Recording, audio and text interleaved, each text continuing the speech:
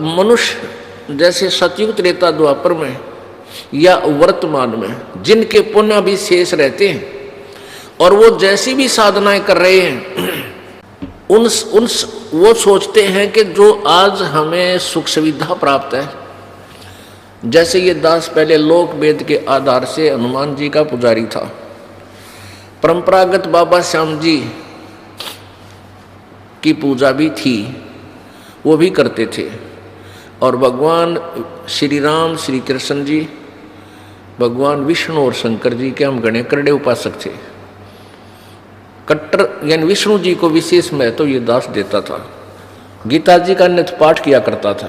तो हम हमारे जैसे भी हमें कोई सुविधा हुई, जैसे हम क्लास में पास स्कूल विद्यालय में पास होते थे तो हमारा क्रेडिट हमारे भगवान श्री कृष्ण विष्णु जी में, दादा श्याम जी में, हनुमान जी में जाता था। फिर नौकरी प्राप्त हुई तो उसका क्रेडिट भी हमारे इन्हीं इष्ट को जाता था।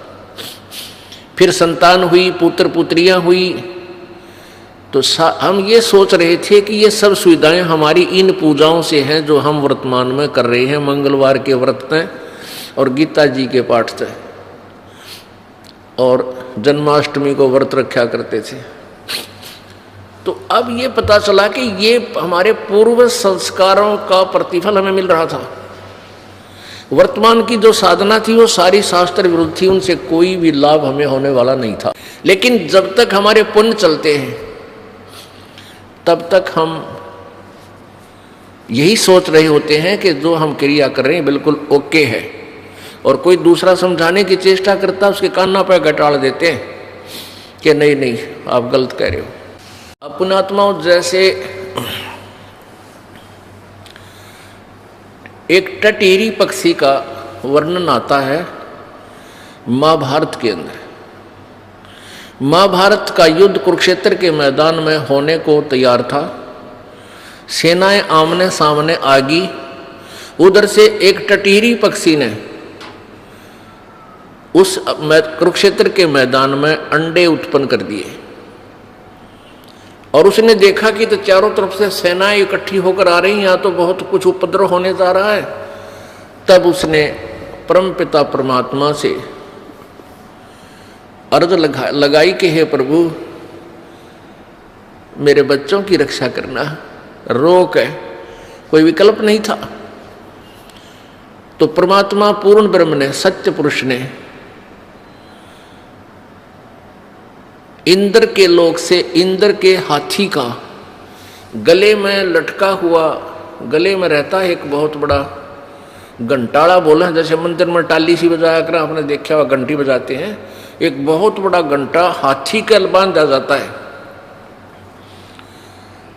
उसको बताते हैं वो 88,000 मन का था, 88,000 मन, एक मन 40 किलो का, और वो ऊपर से आकर के उन अंडों के ऊपर परमात्मा ने रख दिया। महाभारत हो गया, अग्नि बाण चले और 18 करोड़ आदमी मारे गए, लेकिन टटीरी के अंडों के आंच नहीं आन दी परमात्मा ने। अब पुण्यात्माओं, उस पक्षी जीवन में वो टटीरी किसी इष्ट की पूजा नहीं करती थी और फिर भी उसकी रक्षा कर दी।